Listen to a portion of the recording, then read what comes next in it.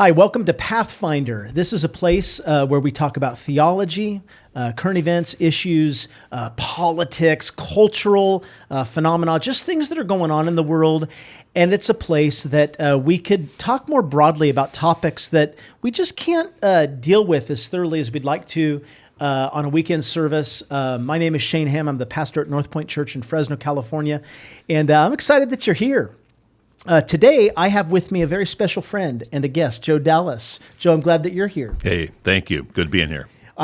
Joe has been with us this weekend, and we have been talking about issues related to the LGBTQ plus movement, and we've been talking about what God says about the body and human sexuality, and it has been an awesome time. Hey, and it has been. We've really covered a lot of ground. We did.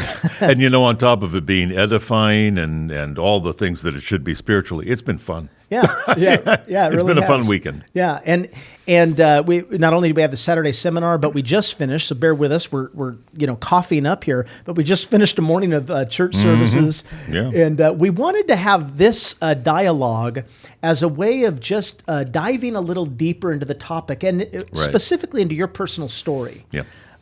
So for those that are watching, we're just excited that you're here. But Joe, I sort of want to do this freelance without a lot of prep and thinking through what the answers will be. But I guess I've got a few questions that I have detailed for myself. The first one being, if you could just tell us your story very personally, just share your journey with us. Ooh.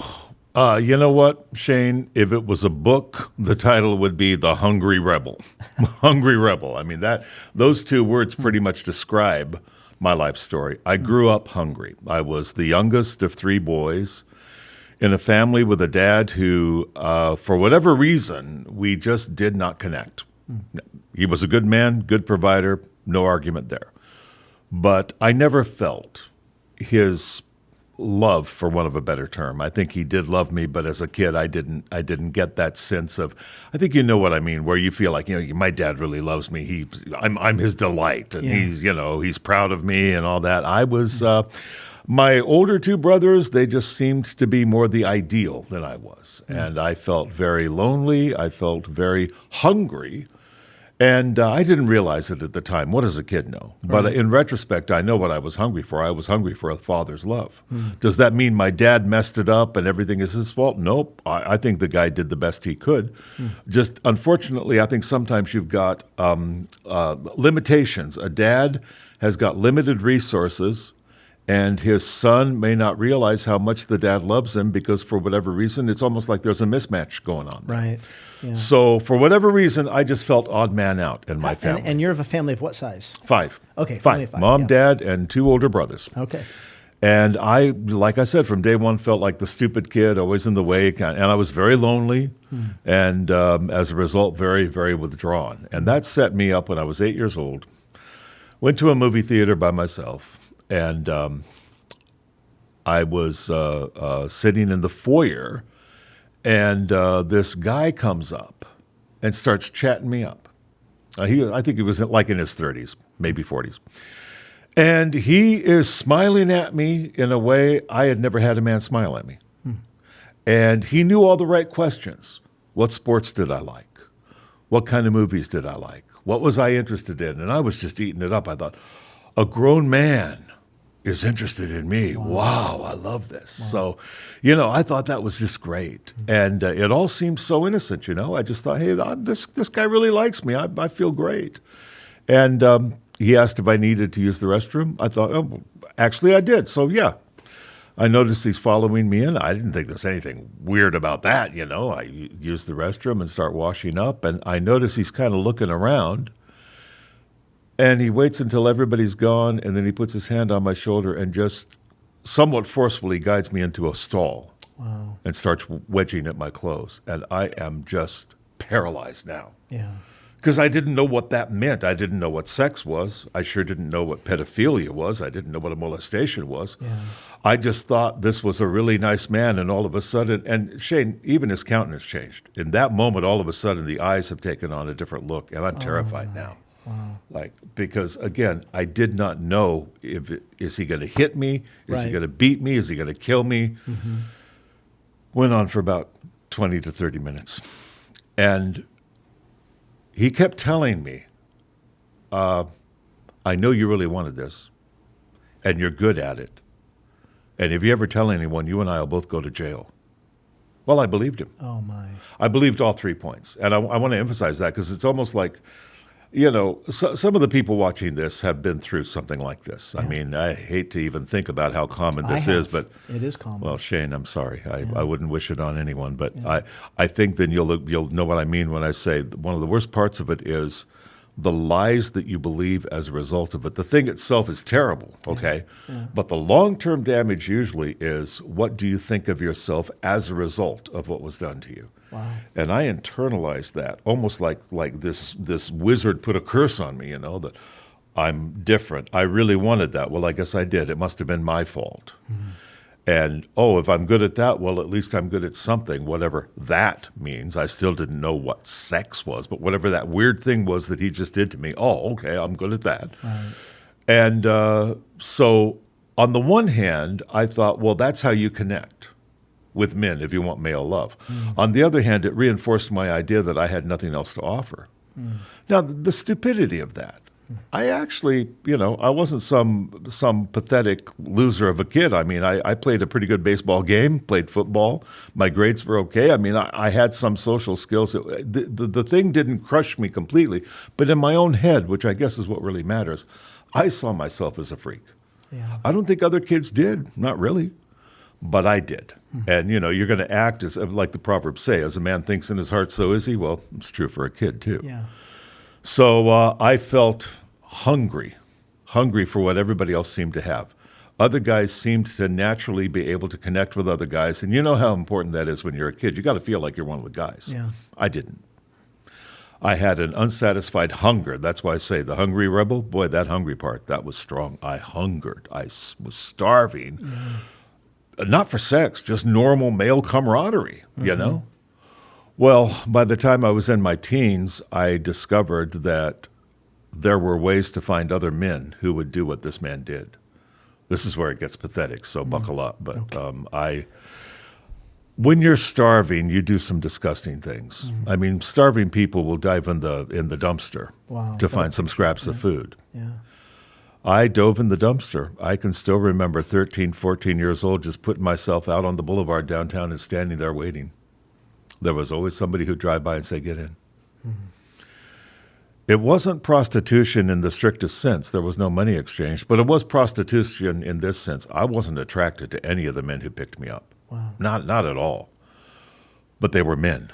That was the payoff. A man is going to touch me, and a man is going to, in these brief moments we have together, I'm going to be important to him. That's why I say pathetic, but to the kid who's hungry, was like, hey, that's it. Providing something meaningful. Meaningful for me at the time, which of course only solidified the curse, the idea that, well, that's all I have to offer. Yeah. You see what I mean? Yeah. So by the time I was entering into my teens, I thought, well, I'm gay then. That's what that means. I learned a few things since then. And the gay rights movement, well, it was fledgling, but there were a few movies that came out. And in fact, let me tell you one important point in all of this, Shane.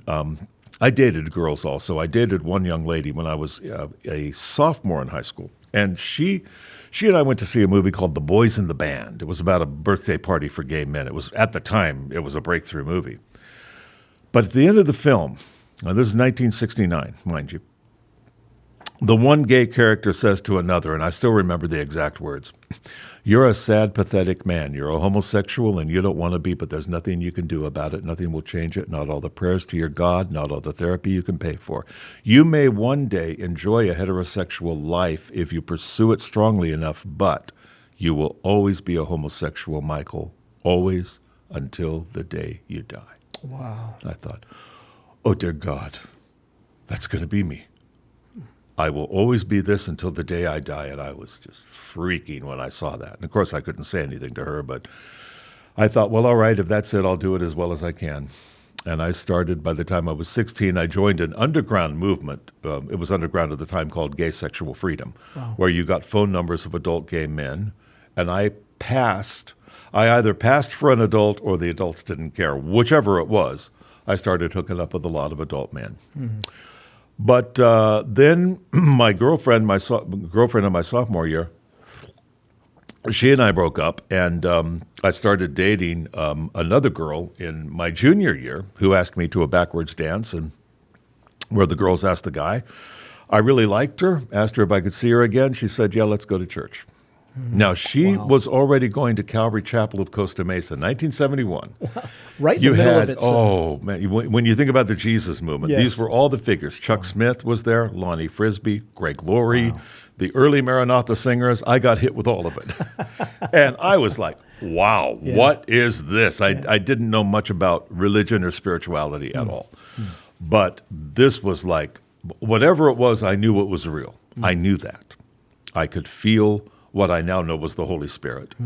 And the words that Chuck Smith said made so much sense to me. It all came together. And you remember that part of the gospel where it says that they believed Jesus because he spoke as one having authority. Oh, yes. I'm not saying Chuck Smith was Jesus, but he spoke with clarity and authority and love. Right. And that, that's one of the greatest favors, one of the greatest gifts any pastor can bring is be clear. Yes. Yeah. Just, we don't need all the flash dance stuff. Just be clear, be plain spoken, say it respectfully and lovingly. This is why millions of people are going to go to their graves blessing the name of Chuck Smith. He was clear. He was. Yeah. So I wrestled with him with conviction for a few months. Well, about that. And finally said yes. I was under so much conviction I couldn't win any longer. Okay, so it gets to my lunch hour at school, and I thought, I'm going to ditch and go off campus and go find the park that was near our school. And I sat under a tree. That's when I was born again. Wow. So up to this point, hungry. Okay, fine. And that was a private moment? Oh, yes. You know what, Shane? I needed it to be that way because now at Calvary, I endured altar call after altar call. And I say endured because I was under conviction. I knew I should go forward. Yeah.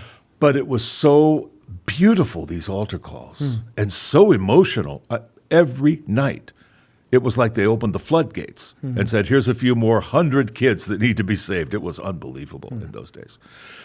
But I knew me. I thought, if I go forward, how am I ever going to know if it was real or if I got carried away with the emotion? And this is where God's been so good to me. He's always met me where I needed to be met. He knew I needed it to happen alone, just me and him.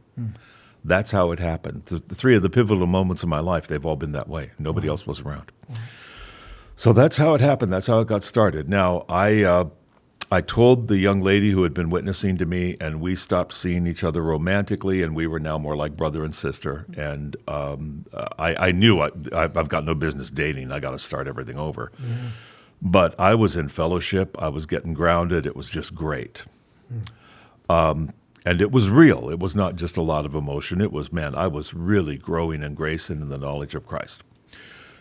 What eventually made me a rebel was the fact that at that time, I was dealing with something I didn't think anybody else was dealing with. I was a new Christian who had old temptations.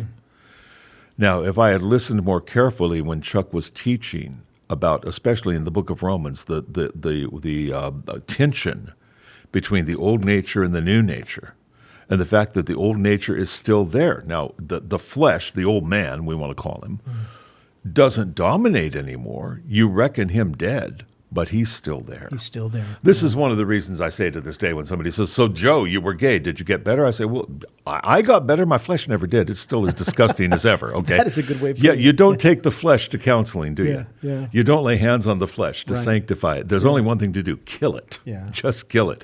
And in that, now, even though homosexual lust is not a part of my life, not tangibly, I'm inclined to say it's kind of like dormant. I think it could be reawakened if I was an idiot and I reawakened it, but I really don't. I don't want to test that out, but here's my point. Flesh is flesh. Yes. So, you overcome one sin in your life, good for you, but you got to deal with a lot of others. And you've got to be honest about that, and whatever God brings to light, you address. Long story short, I didn't understand that in those days. All I knew was I'm doing everything right. I was reading a few chapters a day. I prayed an hour a day. I made it a point. Watched the clock, and 1 hour a day. Wow. Bible study 5 nights a week, whole 9 yards. But the feelings were still there. The temptations were there. And I eventually joined up with an outreach of Calvary Chapel. And I had a love for communicating the word. I learned that early on, you know. I just, again, just a few days after I was born again. Like I was born again on a Tuesday. That Friday, I was supposed to go out on a date with a guy. Wow. Yeah. Well, I kept the date. He picked me up. But this time I wasn't going to get involved sexually. I wanted to tell him what had happened. I still remember, just clearly as I'm looking at you right now, Shane, we pulled over on Long Beach Boulevard in the city of Long Beach, California, where I lived. And I said, George, I got to tell you something that happened to me. I've received Jesus. And I've gotten saved. You know what I mean? I've gotten saved, and it's real, and the Lord is real. And, you know, Jesus is coming back. And you need to receive him too, because we've been in sin. But even if we weren't in that sin, we'd still be in sin. And from what I reckon, I guess everybody's in sin. And then I would stop. And this was before I even knew what Jesus had said about don't be afraid of what to say, because in that moment, your Father will give you the words to say. Just reading that That's this what was morning. happening. Wow. I said, George, do you know what happened? God was just speaking to you through me. George, this is real. And then I started speaking, and then I'd go, George, it happened again. He's speaking through. I was like a kid with a new toy, not realizing this was the Holy Spirit working in me. So, I mean, I had all the bluster and the enthusiasm and no brains at all, but there you went. But the temptation still being there, I thought I must be doing something wrong. Lord, do I need to fast? Do I need to get demons cast out of me? What is the problem here? That new fellowship I joined, it was an outreach of Calvary Chapel. I joined it, and pretty soon my gifts became clear. The guy who led it said, you have a gift for speaking. You have a gift for teaching. Now, that's all well and good. The problem was, like in those days, the thinking was very apocalyptic. Yeah. The Lord's coming Tuesday. Yeah. Before lunch, okay? So drop everything. Yes. Quit school. Go into full-time ministry. You just, you know. Yeah. I don't know if Hal Lindsey's book had come out by then. But Oh, yes, it was. Yeah, Are you I know kidding? exactly That what was you're the talking second Bible Yeah. to a lot of us. Yeah. And Yeah, I hear that. I'll just leave it at that. But Yeah. but the point is, I won't blame this on Hal. I won't blame it on Chuck. I will only say a lot of us felt that if we had a gift and if we had a calling, the time was now to use it. What I did not realize was I did have a gift and I did have a calling. That was true. But I needed to grow up. I needed to be refined, and I needed to be healed. And you know how so often you realize you've got a gift. It's there, and there's this passion to use it. And you really feel like, Lord, I feel like you're calling me. Now, for most of us, I think, Shane, you tell me what you think, but it seems to me that we are aware of that before it's really time to jump in. Oh, yes. We have the sense of, it's almost like, you know, the coal burning in you, like, oh, I want to go. And the Lord is saying, now let's temper you. Yeah. Yes, you are called. This is Moses becoming a There deliverer you go, before he yeah. was a deliverer. Well, yeah, I mean, you look at Paul's wisdom when he said, I didn't confer with flesh and blood. I got myself out of there and I got grounded. Yeah. Okay, I wish I had. Yeah. Because if I had, my life would have taken a very different course, but I didn't. I jumped right into ministry and used the gifts God gave me, but I was not ready to handle the pressures that came with it. I was still hungry. Yeah. Now, if you go into ministry too hungry, you're going to look to the ministry to give you what you've been hungry for. Yeah. And I so craved the affirmation I was getting. Finally, somebody respected me. Shane, that was brand new. Yeah. Respect me never happened in my life. Yeah. All of a sudden, people respected me. Wow. I was using my gift, and they thought I was even smart. And I thought, now, I could get drunk on this real easy. I mean, I love this. I won't say that that was the only reason I ministered. It wasn't. Much of it was sincere. But I know that too much of it was driven by my craving for somebody to validate me. I was validated by using the gifts God had given me. Darned if I was going to wait to use them. Oh, yeah.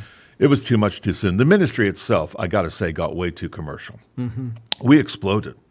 1,000+ people a week coming, radio show, TV show, traveling, everything that goes with that. A lot of it exciting and wonderful and really blessed by God.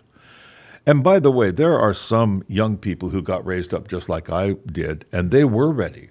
Right. Exhibit A, Greg Laurie. Right.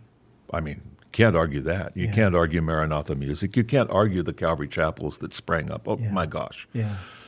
But for Joe Dallas, no. What I should have done, like it matters, I should have gone to school. I should have gone to seminary. I should have waited and established myself, and I should have dealt with the neurosis I had, the fear of people. The one-dimensional way I approached people was just, I'll minister to you, but that's all I know to do with you. I didn't know how to go out and enjoy the guys. Yeah. I didn't know what fun was, Yeah. which eventually led me to rebellion because I was hungry,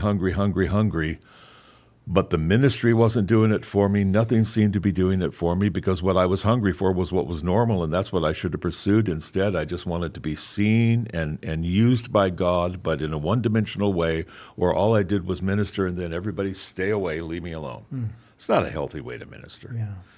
I eventually got lonely, and then finally the anger set in. By 1978, I'm ready to rumble. I just said, you know what? I'm tired of dealing with this. And let me land on this just for a minute with you, Shane, because while we're speaking right now, I know darn well plenty of people in the church are wrestling with the same tendencies I had.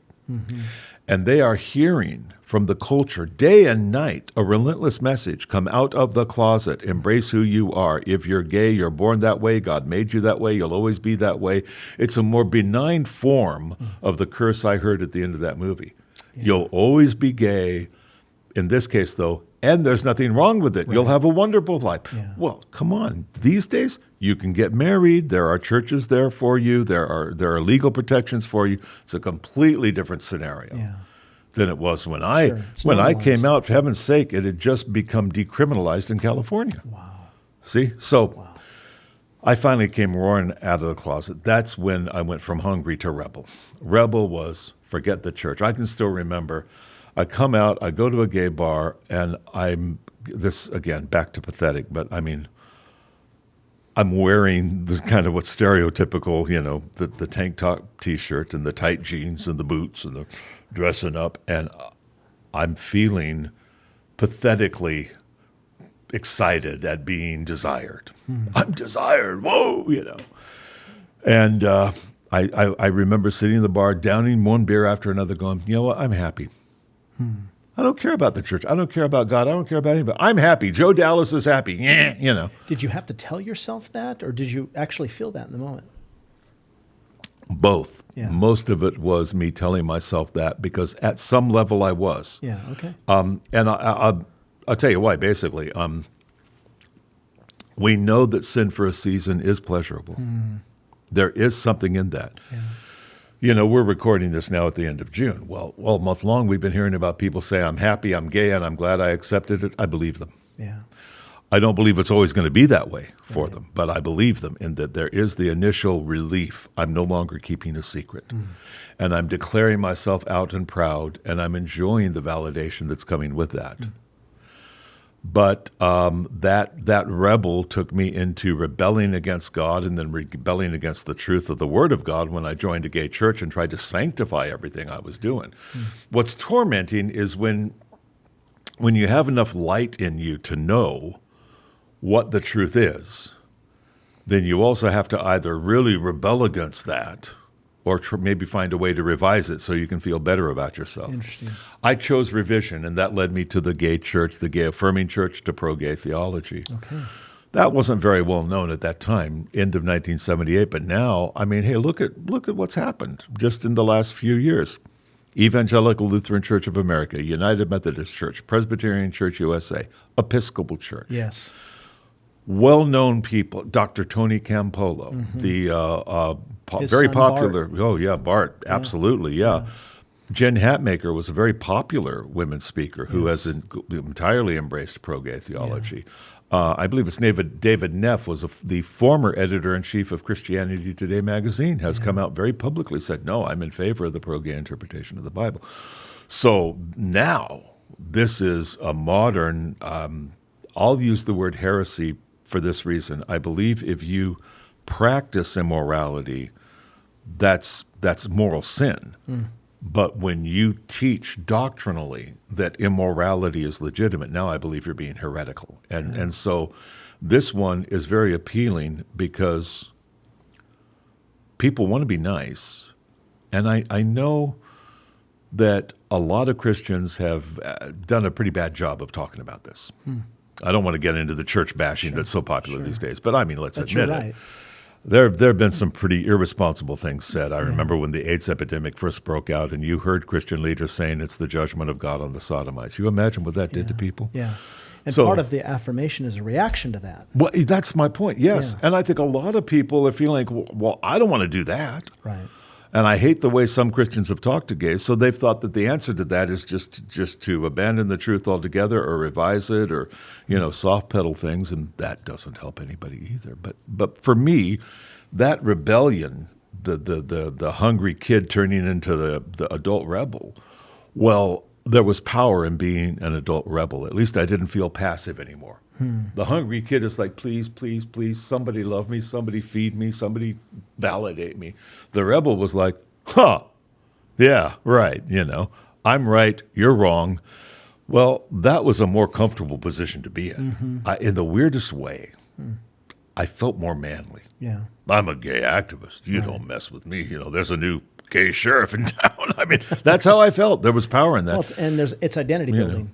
Yeah. Well, hey, you know what? You get the things that people need, okay? Shane, when you get into an identity group, identity politics, the whole identity movement, you got built-in community. Who doesn't want that? Right. You got built-in validation. You hear from everybody, oh, brave you. You're a survivor. You're gay in a homophobic world. And the weird thing is you still hear that argument today when you think, are you kidding? It almost feels against the law to be anything but pro-gay, and we're still saying the culture is homophobic. But okay, the point is, you get validation, and you have a purpose. Now think about how much people crave those three things. Community, somewhere where I belong. Validation, somebody recognizes me and respects me and validates my experience, even sympathetically. And a purpose. Well, what made Rick Warren's book so popular, Purpose-Driven Life? Everybody's hungry for that. I was going to say all the things the church is supposed to be. That's the point. To provide, That's the point. Yeah. Well, there it all was. Yeah. And I was enjoying that. But there is a problem of truly being born again. And this is where Paul's rhetorical question to the Romans is so relevant here. How shall we, who are dead to sin, continue therein? If you've really been born again, you have a new nature which is never going to be really satisfied. Yeah. If you choose deliberate sin, if you say, I'm going to indulge, the problem is you'll never find satisfaction in something which is, this is the irony, against your nature. The whole thing in coming out of the closet, Shane, I was supposed to be true to myself when I did that. I wasn't true to myself until I repented. Right. Because the real me was not a gay me. It was a new creature who had homosexual feelings. That's true. Well, that was part of my old nature, but still, okay, I could grant that was part of my experience. But who I really was, well, to be true to myself, once I was born again, I had to be striving to live within God's will. I had to be running the race, abiding in Christ, growing in grace. Yeah. That's being true to myself. Yeah. See? Yeah. So the hunger I was trying to satisfy through the rebellion, and it didn't work. Now, when I finally repented in 1984, the one thing I realized was, this time I'm going to do it right or I'm not going to do it. Yeah. I am not going to go back into the church and pretend again. Yeah. So I had to make the announcement to all my gay friends. That was a lot of fun. Oh my! I can't imagine the earth-shattering bomb you dropped on certain people. Shane, and the funny thing is, you look back. Now I'm 69 now. I was 29 then. Okay. And that old Frank Sinatra song, "My Way." There's parts of it I really do like when he says, "To think I did all that." I thought, wow. I look at it now and think, hey, that's pretty heavy. Yeah. I did. I dropped the bomb, and these were gay friends I really loved. Yeah. These weren't just a bunch of guys I was sleeping. These were lesbian women and gay men. Yeah. Most of them I loved them as friends. And together, you've had a sense of purpose for a while. We sure did, and we'd enjoyed each other too. We had friendship. Yeah. And I have to go to them and see, it's a little different, Shane, than just saying I'm relocating. If you say as a gay man to other gay people, I've realized this is a sin and I've repented of it, you know darn well by implication you're indicting them too. Right. You can't help it. Right. They all said, well, what does that say about us? no matter how much I said, well, I'm not trying to judge you or shake the finger at you, but of course I was saying, yes, I believe it is a sin. Yeah. So I was at ground zero. Yeah. Ground zero. 29 years old, I felt like I was about 80, and it's like starting over all over again. So it was bittersweet. I got back into that communion with the Lord. You know where you know how some people in the natural call these things the zone. You know when you're in the zone, you're working out, you're eating right, everything's good. Yeah. You know when you're abiding in Christ, Yeah. you're walking in the light. It's all there. Well, that was all there, but then I had to grieve what I'd done and try to find a way to start. And all I thought was, Lord, make me obedient. I'll just work my nice little job. I found a job in an insurance company doing medical claims, and I rented a room in a house. And I thought this would be my life. I will live in this room, in this house. I'll work this job. I will live a quiet life, which was fine with me. And I'll just keep serving you, Lord, however you want me to serve you. Yeah, yeah. Because you had done the ministry. Yeah. You had already been a leader. You had already said, boy, this isn't as satisfying as I thought. You became angry at that point. Yeah. But now you've dropped this bomb, so you've completely changed everything. You've had to change your community. So I can understand, I need to calm down now. I need to be quiet. I need to just, focus on myself. And what are the things about your repentance, or what would you say were the catalytic things that drew you back to a place of, I need to repent from this behavior? Above everything, it was the Shakespearean line, above all else to thine own self be true, which is ironic because I'm not big on that way of thinking because it puts self at the top of the list. Sure. But because you had a new self. Yeah, right. By the way, just an ironic side note, the gay church I joined was called the Metropolitan Community Church. You might have heard of it. In those days, it was the only game in town if you wanted a pro-gay church. It was founded in 1968 by a former Church of God pastor who had come out as gay and founded a gay denomination for gay people. His first sermon was, this above else to thine own self be true, which is sort of like, if you feel it, if it's you, the most important thing is live it out. Wow. Now, it took on a different tone for me when I realized, well, my own self, number one, I put no confidence in the flesh. I am dead to myself. I'm alive to Christ. That is my true self. To that, I have to be true. And that's where I thought, well, now wait a minute. I've always said I believe the Bible is the Word of God, but I was never really completely convinced that the pro-gay reinterpretation was biblically solid. I wanted it to be. I hoped it was. Even though you had taught it. Deep to inside. my shame, Okay. to my everlasting shame, I could at least respect myself in those days a little more as I look back on myself in those days, if I had been 100% convinced of that deception. Yeah. But I think you're even worse as a man if you've gone out mouthing things you weren't really sure were true. But you hoped they were. Well, it's interesting you're saying that, because one of the questions I was going to ask you is, as somebody who taught pro-gay theology, or what some call progressive theology, what led you to the place to now disagree with yourself? And one of the things I'm hearing you say is, I never fully agreed with deep inside. Here's a good, now, if you were talking to a theologian, you'd get a different answer. You're talking to more of a biblical truck driver than a biblical theologian. I'm just the guy who wears the blue collar shirt and drives the truck and says, I read the Bible. But to this guy who is pretty simple about things, I got a rule that to me has served me very well. Yeah. If I deduced it from reading the Bible itself, it's probably true. Wow. If I deduced it because somebody else did an interpretation for me and I imposed that interpretation on the Bible, it's probably false. Pro-gay theology is not the only system of doctrine that I had done that with. There were other systems I had done it with where there are some things I looked that I was told at different times were biblical, but if I had just read the Bible, I would not have come to those conclusions. Yeah. But somebody else had come to them and sort of fancied them up and made it look attractive. So, that must be it. Right. I think a much better thing, you just rightly dividing the word of truth, compare Scripture to Scripture and draw your conclusions from that. And I think for most of us, that's a pretty solid way to read Scripture. I'm not saying don't listen to teachers. I listen to teachers all the time. I think we always should. Yeah. But you got to recognize if you have to do a lot of fancy footwork to make it true, face it, it's not true. Okay. That's it. Yeah. And that's why I had to look at the pro-gay theology and say, oh, well, it's very convenient that we retreat back to original Hebrew and original Greek when we make our arguments, because most people won't go there. Right. But I knew, because a couple of times, right, Yeah. that's it exactly. But I had fact-checked, and I knew, Yeah. and I knew that's not quite right. Right. Oh, well, forget that, then we'll just leave it alone. Well, I couldn't keep leaving it alone. It's like that part of your garage that you know is a mess, and you keep ignoring it. And every time you go in there, you leave the lights off so you don't have to see what a mess it is.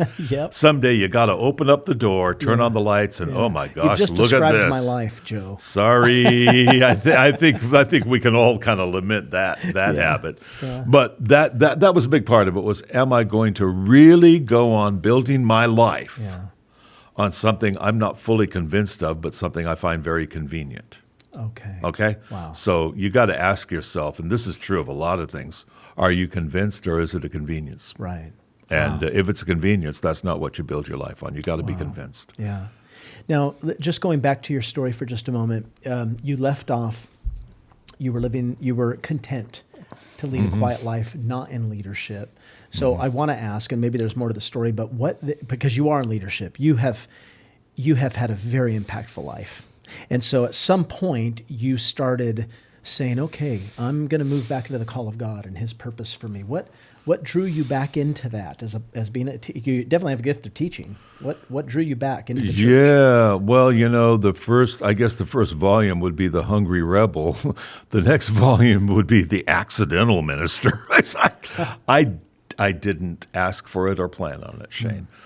Here's what happened. I did feel like I wanted to serve people, but not as a minister. I thought that's out of the question. I've already just disgraced myself completely. No. Yeah. Although I did have invitations, funny enough, when I repented, it got around. Joe Dallas repented. Oh, good. Like one friend of mine had a Christian TV show, said, come on the show. We want to hear your testimony. And another guy said, I remember you teaching Bible studies. Would you start teaching to study? And I knew, don't. Wow. Just don't do that again. You're not ready, and you may never be ready. Don't. Yeah. So I said no, but I did want to be a counselor. I thought, you know what? I would love to work with people, and the number one thing I wanted to do was counsel people who had either alcohol or drug dependency, because that runs in my family. Yeah. Me, I could get addicted to paper clips. I'm so honestly, there's nothing I can't get hooked on. Okay. That's why I fell into drug use so easily. Yeah. I always did it in excess. I never drank. I always got drunk. I didn't know how to drink. So it was just that kind of thing. So I went to school, got into a Christian master's degree program to become a California marriage, family, and child counselor. Now, two things happened. One, I had to find an internship in my last year of my master's degree program. And I had good grades and good recommendations from the professors there. They would set up the internships for you, send you out to interview at different clinics, okay? Nobody wanted me. Nobody wanted me. I went to one drug and alcohol rehab place after another. They all said no. And I was like... What would you attribute that to? Well, now I know it was just God's limitation, but at the time, I was checking my deodorant. Shane, I couldn't figure out what else it could be. I mean, I had excellent grades. I had good recommendations. I thought, what's wrong with me? Do I present that badly? Am I Quasimodo or something? Now you understand God's sovereignty. Well, finally, the intern director said, there's one little place you might try. Okay. But I got to warn you, it's a little weird. It's a little church in Santa Ana. They're counseling homosexuals. And I said, not on your life. I said, number one, I came out of that, and I don't ever want to think about it again. I sure don't want to talk about it. And number two, and I really meant this, Shane, I said, by then I was engaged. But Renee and I I had proposed. We were engaged. Side note, how many years now? This had been about 3 years. Okay. So I said, I'm going to be a married man. I want to raise a family. I have to make a living. And if I counsel people like that, I'll never make a living because I won't have enough people to counsel. I really thought, when I said people like that, I knew there were millions of gay people. But she had said, this is set up to counsel people who are repentant. Well, I thought, my story is so rare There's 1 in a million Right. who have a story like mine. There won't be enough. I can't make a living that way. But I every other door was closed. I said, all right, I'll do it for like 3 months. So I take the job. And I've got just a couple clients, so I'm doing my best, plugging along. I was waiting tables at the time because I was working in an insurance company. When I went back to school, I realized I can't work full-time and get this degree done. So I started waiting tables. I was single. I could afford it. And actually, if you're a student, for part-time work, the tips you get waiting tables, pretty good money compared to what you'd get in an office for those same hours. So, okay, I'm doing that. And then we decide to do a conference. We thought, well, let's be daring. Let's put on a conference for Christians where we're going to talk about sexuality and trauma. We got a very popular radio host, Rich Bueller, got behind it and promoted it for us, which was great. Had a couple of well-known speakers at the time, Steve Arterburn, Jan Frank. They came and spoke. Wow. And then I spoke. And I said, I'm counseling people who are struggling with this and want to overcome it. And, within 3 weeks after the conference, my client load is up to almost 30. Oh, my. And Shane, that's when I thought, wait a minute. Wow. There's an untapped population in here. These are not people who even call themselves gay. They're people who say, I'm a Christian, I'm in fellowship, but I got these temptations, And that's when I thought, is it possible this could be a calling? And I talked to my wife about it. And she came to the next conference I spoke at, which wasn't too long after that. And she heard me speak, and then she met me in the kitchen halfway through the 2 rooms, and she was weeping and said, I'm all in. Let's do it. Wow. That's when it became a full-time work for me. So that's how that happened. Wow. And then it all, like I say, accidental. I never would have thought to write a book, but I had a friend in publishing who asked me if I'd consider writing. He promoted me, and that's how I got to Harvest House Publishing and then just started writing. Wow. So it all, like I said, accidental minister. I've said yes when the opportunities were there. I wouldn't have the brains to know how to pursue them on my own. Yeah. So I responded. That's basically how it happened. Yeah, God was weaving your story. So Joe, you in sharing your story, it's such a journey, and you've shared so much with us. I wanted to ask a question for the person who is, they're currently struggling with same-sex desire, and they are feeling, there must be a reason I have these desires, and they're feeling maybe God made me this way, or they're trying to work it out. What would you say to a person that is actively contending with these things, and so it's causing them to wonder about their identity? It's causing them to wonder about, well, maybe I should just embrace this. How would you counsel them? Okay. I'd start with ground zero, abide. Now, this is really, to me, this is so important, Shane. Okay, the Lord's about to be arrested, and he knows he's going to die. So you take very seriously what a man says when he's facing his own execution. Not like with Jesus, we would take anything he said not seriously. I know that, but this says a lot to me. That before that, one of the key things he tells his followers doesn't have so much to do with now, get ready for all the persecution, or this is how you develop your church structure. Said, abide in me. Abide in me. And then he said something extraordinary. As the branch cannot bear fruit except it abide in the vine, no more can you except you abide in me, for without me you can do nothing. Wow. That's pretty sweeping. And the reason I say all of that is it starts between you and God. Everything that's going to motivate you, everything that is going to sustain you, it's going to spring from your intimacy with him. Wow. Be in the Word daily. Develop your prayer life. The whole idea of obedience, it has to be something that springs from knowledge, because we're not inclined to obey. I call myself the hungry rebel. Well, to an extent, I think our nature is rebellious in our natural state. We're natural-born rebels in that way. Okay. I know that, like Jesus said, if you love me, keep my commandments. Okay, so if I love him, I'll be obedient. Problem is, I can't just turn on the love switch. How am I going to love him? Know him. If you will set yourself to know him, you'll love him. If you love him, you'll live obediently. So how do you get to know anybody? Listen to him. Read the Word. Speak to him. Communicate. Develop your prayer life. Develop that intimacy. Make that foundational and be sure you're in fellowship. Observe the basics, okay? Yeah. This is almost like somebody saying, okay, I want to take up bodybuilding. I'm really out of shape and I want to get muscular and lose about 30 pounds. Good for you. But you got to start with the basics. Yeah. If you skip, decent diet plan, get sleep, don't shoot heroin. I mean, a few of the basics. Sure. Forget about the rest of it, Right. okay? So start with that. Another really critical point, I always harp on this with my clients, the how is more important than the why. Why am I this way? That's an interesting question. It's useful to pursue it, but the most important thing is how do I deal with these feelings, not why do I have these feelings. Wow. How do I deal with them? What am I supposed to do? What am I supposed to do when I feel sexually tempted? That's the first question to answer, which to me means, of course, you do not freak out over being tempted, and you don't blame yourself for it either. Now, James said every man is tempted when he's drawn away of his own lust and enticed. I am tempted because I'm a sinner, but I don't condemn myself for the fact I'm a sinner.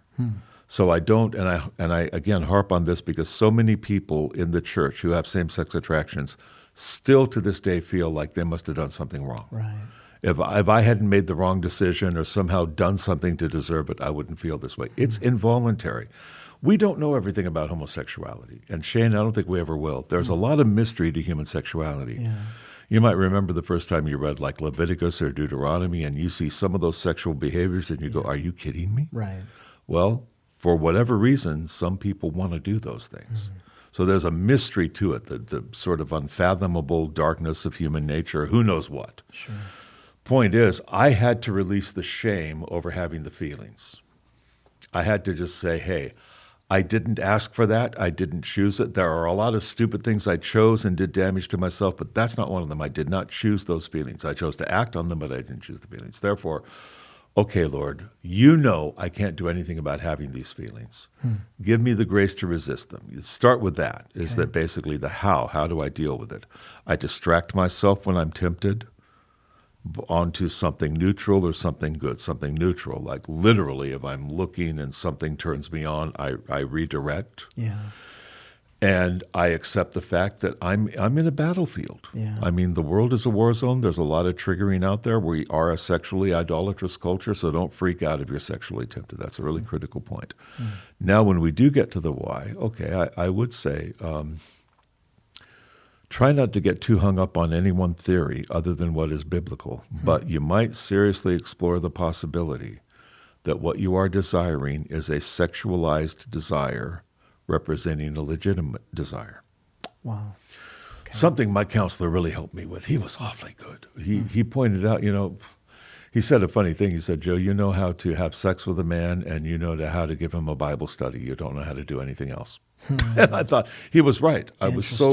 It was such a dualism. I'm either hyper-spiritual or I'm hypersexual. Yeah. And I had to learn how to just be a man, Well, and you described that at the beginning of your testimony, the deeper need that was going on there.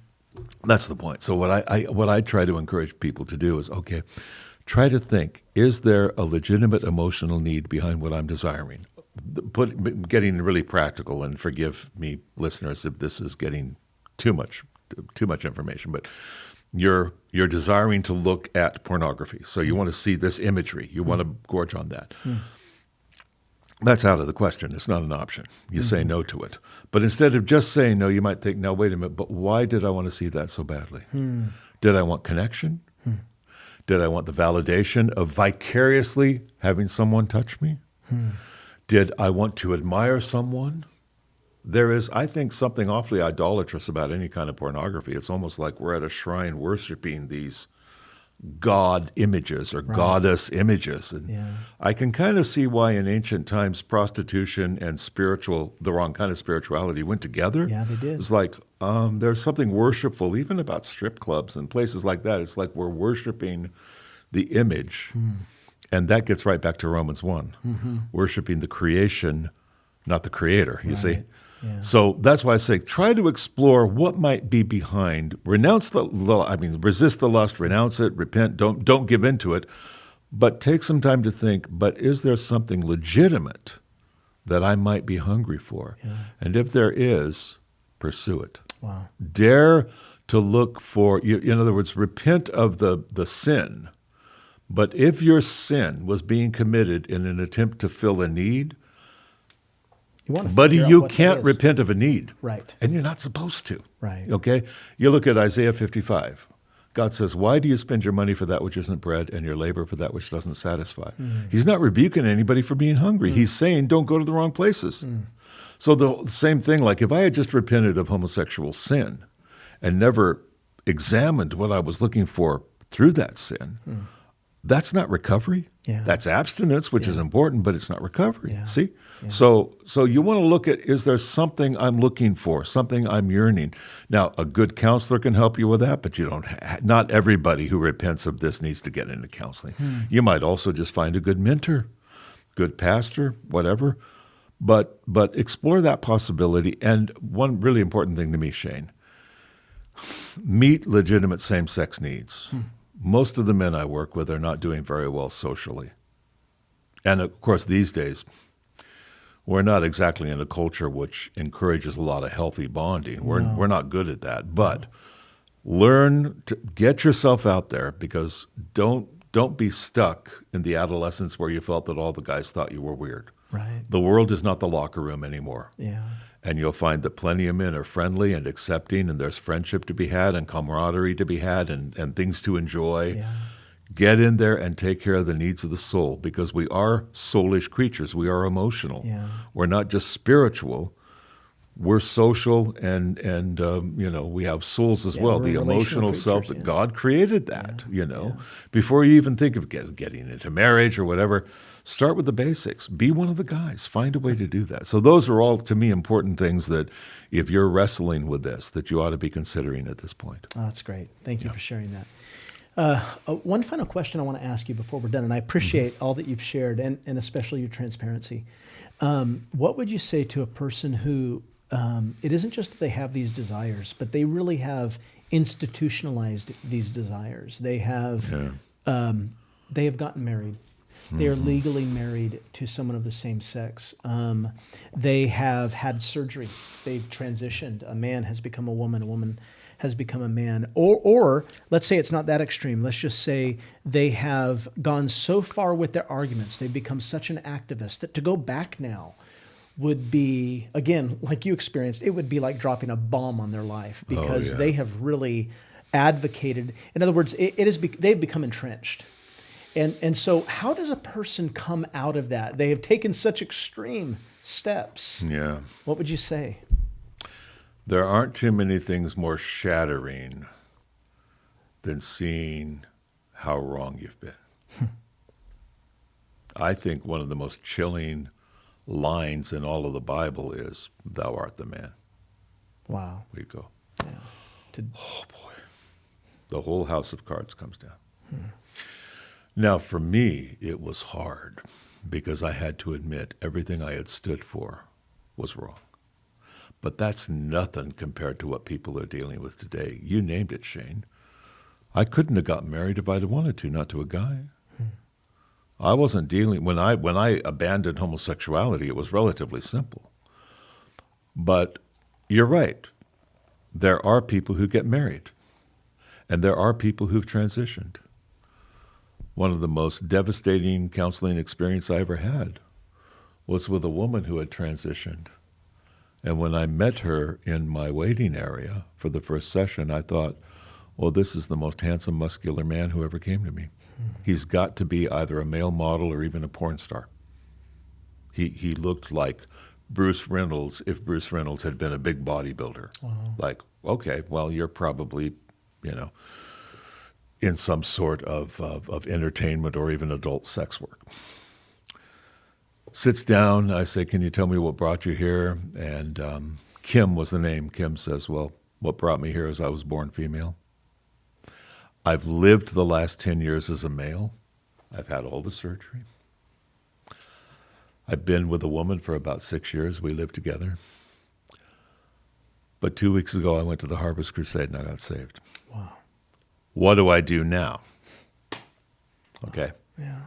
I mean, me relocating, no big deal. This? Yeah. Whoa. Wow. Yeah. Now, Shane, there are some things, these are new ethical questions that the church is facing. And I know we're going into uncharted territory with this stuff, but we got to get back to biblical principles. And to my thinking, the biblical principle is inviolable. This woman was born a woman and never became a man. And I had to say, the only thing I could say with integrity, there was real temptation to go, well, just serve the Lord as a guy. Yeah. You're doing pretty well. I sure thought you were one. Yeah. And break up with your lover, but... Well, I was going to say, I understand your desire to almost say that because you're motivated by truth, but you're also motivated by compassion. Shane, that's the point. I thought, I knew if I say what I really think, it's going to be like I'm killing her. Yeah. But I had to say, the truth is God made you a woman. And it's not, trying to change your sex is not like changing your hair color. There was a foreordained, predeterminate status that God decided for you before the world was created. You were foreknown, and you were seen and chosen to be female. It is a gift, and it is a calling, and you can't change it. And you never did. You have lived as a male, but you never became a male. And what God would call you to do now is embrace the truth about yourself. Now, Kim said quite accurately, well, now hold on here. If I embrace the truth, are you telling me I put on a dress and nylons and makeup? And she said, if I try that, I'm going to look like a guy in drag. And I agreed, But I said, God's not calling you to be a Barbie doll. Yeah. All I'm asking you to do is embrace the fact that you have always been female and that you lived under a very understandable delusion. You were more comfortable with the identity you adopted, but it was never your true identity. Wow. What God will call you to do is, by His grace, step by step, learn to embrace what you were created to be. Now, you don't have to wear girly clothes. Do not present yourself as a man. Present yourself as a woman who likes to wear jeans and a T-shirt. Who cares? Okay, fine. Yeah. You like to play rugby? Good. Keep playing rugby. You're a woman who likes to play rugby. Yeah. But don't call yourself a he. Don't call yourself a male name.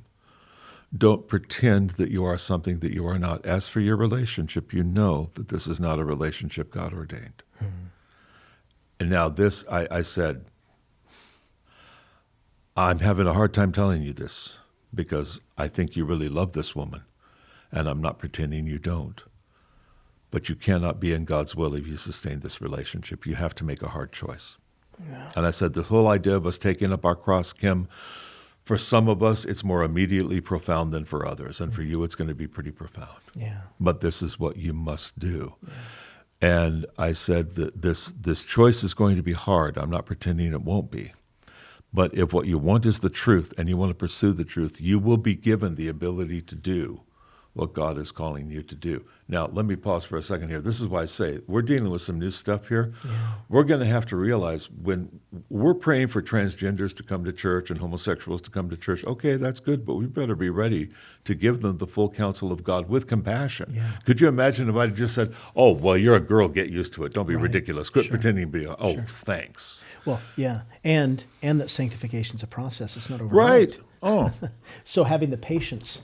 Exactly. Yeah. I mean, and again, having the patience, I think, means also saying we'll walk with you. Yeah. I think we learned this with abortion. I hope we did. We can't just tell women in a crisis pregnancy, don't have an abortion. And they're like, well, I'm 6 months pregnant. What now? Right. Well, God bless you. Good luck. No, we got to walk with them. Right. If we're going to say don't do the wrong thing, we got to say we'll be here with you as you do the right thing. And I told Kim, you need to find a church that will be that to you, that will walk with you.